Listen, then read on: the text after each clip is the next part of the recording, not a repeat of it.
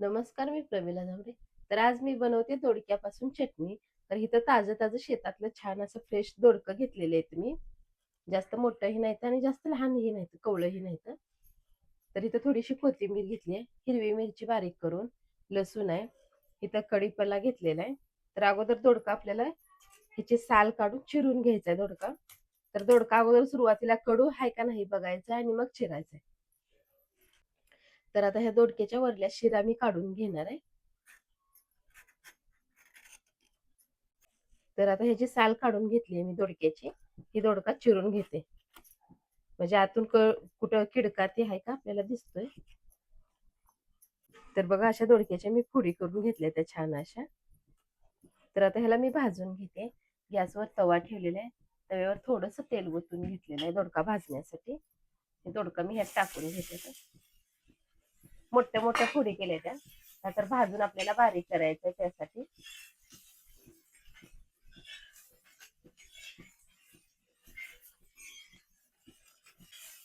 तर दोडका बघा छान असं 1-2 मिनिट आपल्याला भाजून घ्यायचा आहे. जास्त करपू पण द्यायचा नाही आणि जास्त ही पण होऊ द्यायचं नाही, मऊ पण होऊ द्यायचं नाही.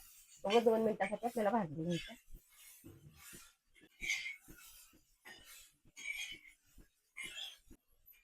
तर बघा छान असा दोडका मी भाजून घेतलेला आहे. जास्त पण करपावू द्यायचं नाही आणि जास्त पण कच्चा नाही ठेवलेला. तर आता ही दोडका मी मिक्सरच्या भांड्यामध्ये काढून घेते. थोडासा ह्याला मी बारीक करून घेणार आहे. तर बघा असा मी दोडका बारीक करून घेतलेला आहे. जास्त पण पाणी करून केलं नाही आणि जास्त पण मोठे मोठे तुकडे ठेवलेले नाहीत. तर आता ह्याला आपण फोडणी टाकूया. तर फोडणीसाठी मी तोवर ज्या तव्यामध्ये आपण दोडका भाजलाय त्याच तव्यामध्ये मी फोडणीसाठी तेल टाकून घेतलेलं आहे. तर फोडणीसाठी मी जिरी मोहरी टाकून घेते अगोदर. जिरी मोहरी छान अशी तडतडली आहे. इथं हिरवी मिरची टाकून घेतली आहे. इथं लसूण आहे ते पण टाकलेलं आहे. तर हिरवी मिरची लसूण छान असं तेलामध्ये भाजून घ्यायचं आपल्याला. थोडासा कढीपत्ता आहे. मिरची लसूण छान असं तळून झालेलं आहे. एक अर्धा चमचा हळद घेतली मी. हळद तेलामध्ये छान असं मिक्स. जे आपण दोडका बारीक करून घेतलेला आहे ते सगळा दोडका मी ह्यात टाकून घेते.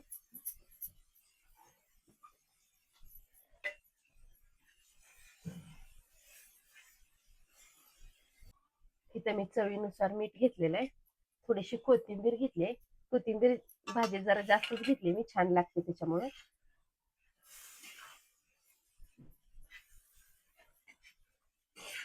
तर आता ह्या तेलामध्ये 2 मिनिटासाठी छान असं मिक्स करून घेते आणि थोड्या वेळ छान असं दोडका शिजला पण जातो.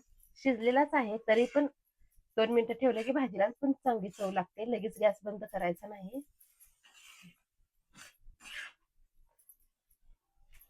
तर ही वाटण कसं आपण तेल सुटूस तर भाजतो का तशाच प्रकारे भाजायचं म्हणजे चव लागते चटणीलाही. मी थोडंसं शेंगाचं कूट जाडसर वाटून घेतलेलं आहे. ते कूट टाकून घेतलेलं आहे. छान असायला मिक्स करून घेते.